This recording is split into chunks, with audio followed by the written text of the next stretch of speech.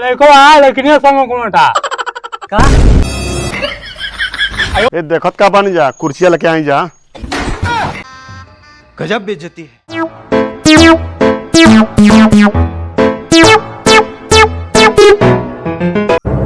करे सला तो पानी डालते रे मैं हमारे रास्ता में आ गेल बोलू जो नाक तैयार होक।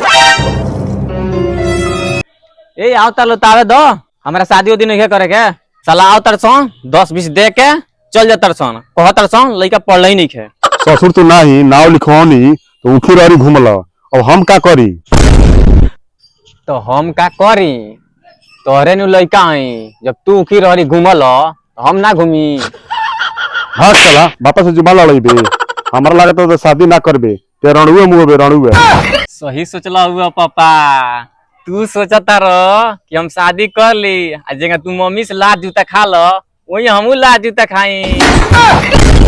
हाँ साला बड़ी हरामी बाई हो साला नचनिया के शादी कर दो शादी खाती हरता कब हो लड़की के पीछे तो कब हो लड़की के पीछे तो बियाहवा ना तो कोनो लड़की के लेके भाग जाई नु तो पुलिसवा तरह के ले जाके थानवा में ऐसा रेलिएशन कि अनहारे हो जाए। साला हम जानते कि शादी ना करबे तो हमारे घर में से निकल जो हम बुझब कि हमारे बड़का लड़का उड़हर गई। तो सोच लो तार बड़का बेटा उड़हर गई हम गोरकी से प्यार कइले गोरकी से।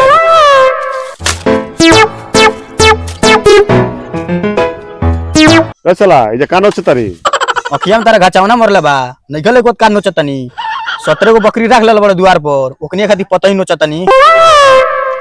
ए साला हमरा अखिया में घचाना मरले बा उतर साला उतर दूगो साला लइका बलसन दोनों अनरिया भलसन मुआ दस साला मुआ दस हमरा के मुआ दस। अब जी गलती हो गेल माफ कर दो आज के बाद से गलती ना माफ कर दो। ई बताओ ते शादी करबे। हां शादी तो करे हम जोते बानी पर एगो बुलेट चाहिए। मुंह तबा बानर खान अब बुलेट चाहिए जा शीशा मुंह देख लो।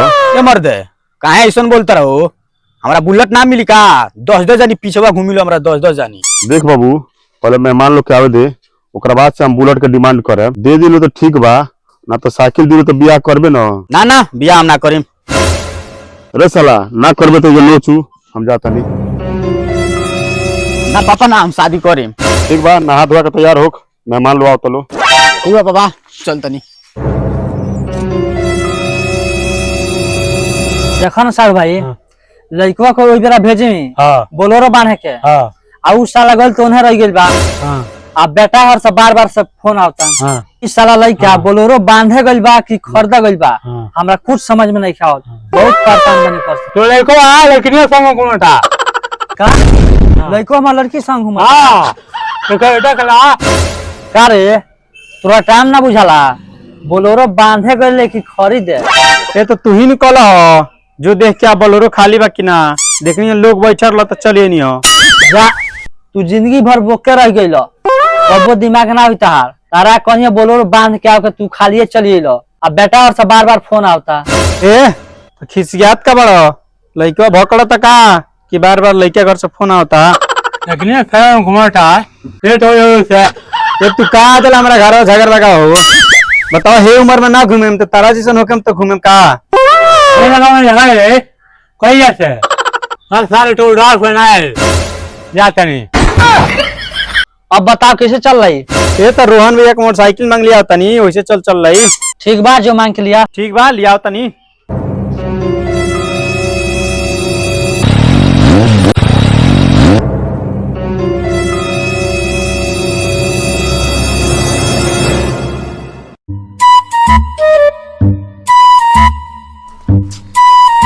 प्रणाम। प्रणाम प्रणाम आई जा बैठी जा और बताई जा का हाल चल बा रास्ता में में कोनो दिक्कत ना भइल हो। ना कोनो दिक्कत ना भइला हमें। हाँ तो कहीं जा पानी पिए जाओ कि ना। हाँ तो रघु खूब बतियाओ तनी महाराज इतना दूर से नहीं जगह में रघुआ पूछता पानी पिए में। ए महाराज हमारा घर है मेहमान लोग के पानी पियल ना सहेला ए हिसाबे रघुआ घर है सादा पानी भेटाई कि ना। ना ना ना ऐसा कोनो बात नहीं है मेहमान लोग के सादा पानी पियल सहेला हमरा की है और कल देखत नहीं जाई पानी पी के आई जा। ऐसने घरे आओ के बच्चा रहो कहा तो चल जा कले पे पानी पिए ना नाश्ता करैला ना पानी पिया तरसन बड़ा दोगला लगा तरसई। बुर्बक हुआ हमारा बुढ़वा से कोनो मतलब नहीं है, हमारा लड़का बढ़िया चाहिए। का महाराज का बापे बेटा फुसुर फुसुर कहले बानी जा।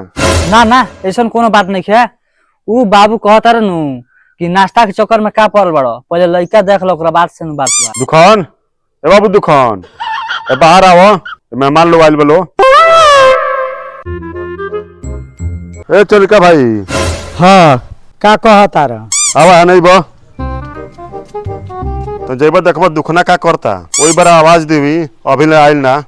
ठीक बा है का करे आइल बालो। दुखना के देखे आइल बोलो, जा बोला लिया वा। ई बताओ लइकवा के खाली दुखे बीमारी होला का के कर दुखन नाम धदल बड़सो। कुछ देर और ही रुकल जा तो हमनियो कोनो बीमारी धरा दियसो। सफा मुआर बड़ सकनी के ना ऐसा कोनो बात नहीं है, लड़कवा का नाम दुखन होई। ए महाराज चली जे अच्छा है, घाम आ गइल।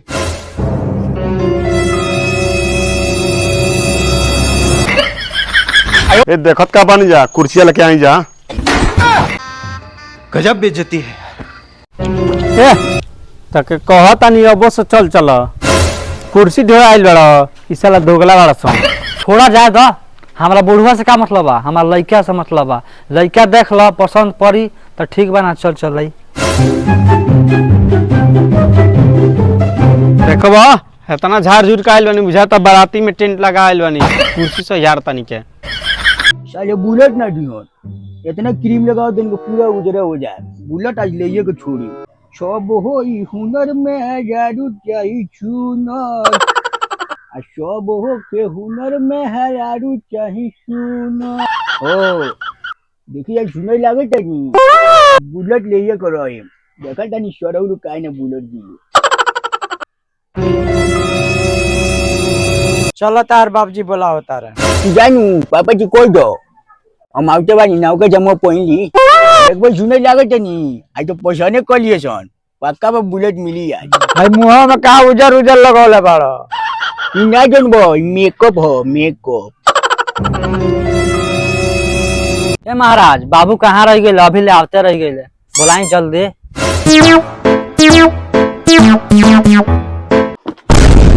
ए बैठी जा बाबू मेकअप करवाला बा। ए ठीक बा प्रणाम। खुश रहो खुश।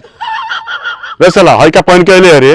देखो कैसन सल छुएले बड़ो कि छोटे सीधल बा, कोई नहीं लेके चलो हमरा के त ना ले जालो। जाए ससुर तार पहने के ढंग नहीं के हने आ। एक बटन भाई खोल दो ई पूरा पहन के आओ। एक बटन लगा।